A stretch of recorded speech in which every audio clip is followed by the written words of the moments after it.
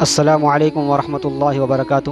محترم سامعین و ناظرین، شریعت نے جہاں روزہ رکھنے کا حکم دیا ہے وہیں پر بعض اعذار کی بنیاد پر روزے کو ترک کرنے کی بھی اجازت دی ہے۔ جیسے سفر درپیش ہے تو اسلام نے، شریعت نے روزہ چھوڑنے کی اجازت دی ہے۔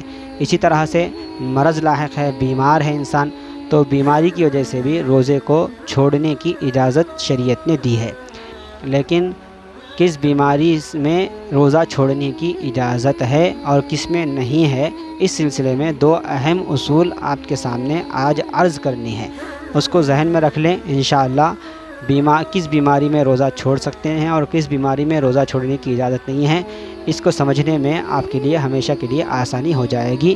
ان دو اصولوں کو آپ ذہن میں رکھ لیں۔ پہلا اصول یہ ہے کہ خود بیمار کا یہ تجربہ ہو کہ روزہ رکھنے ہی کی وجہ سے میری بیماری کے اندر اضافہ ہو رہا ہے اور میں ناقابل برداشت تکلیف کا شکار ہو رہا ہوں۔ اور دوسری بات یہ کہ اس کا دل اس بات کی گواہی دے رہا ہے کہ اس وقت میں اگر میں اس بیماری کی بنیاد پر روزہ چھوڑ دوں گا تو اللہ کے نزدیک میری کوئی پکڑ نہیں ہوگی، مواخذہ نہیں ہوگا۔ تو اس کا تجربہ بھی ہے اور اس کا دل اس بات کی گواہی دے رہا ہے، تو پھر ایسی صورت میں وہ روزہ چھوڑنے کی اس کو اجازت ہے۔ اور دوسرا اصول یہ ہے کہ کسی ڈاکٹر اور طبیب کے حکم کی بنیاد پر روزہ چھوڑا جا سکتا ہے، اس کی اجازت ہے۔ لیکن ہر ڈاکٹر اور ہر طبیب کی بات کا اعتبار نہیں کیا جائے گا، بلکہ صرف اسی طبیب اور اسی ڈاکٹر کی بات کا اور مشورے کا اعتبار کیا جائے گا جس میں 3 شرطیں پائی جائیں۔ پہلی شرط یہ ہے کہ وہ مسلمان ہو، لہٰذا غیر مسلم کی اس سلسلے میں، فرائض کو چھوڑنے کے سلسلے میں کسی بات کا اعتبار نہیں کیا جائے گا۔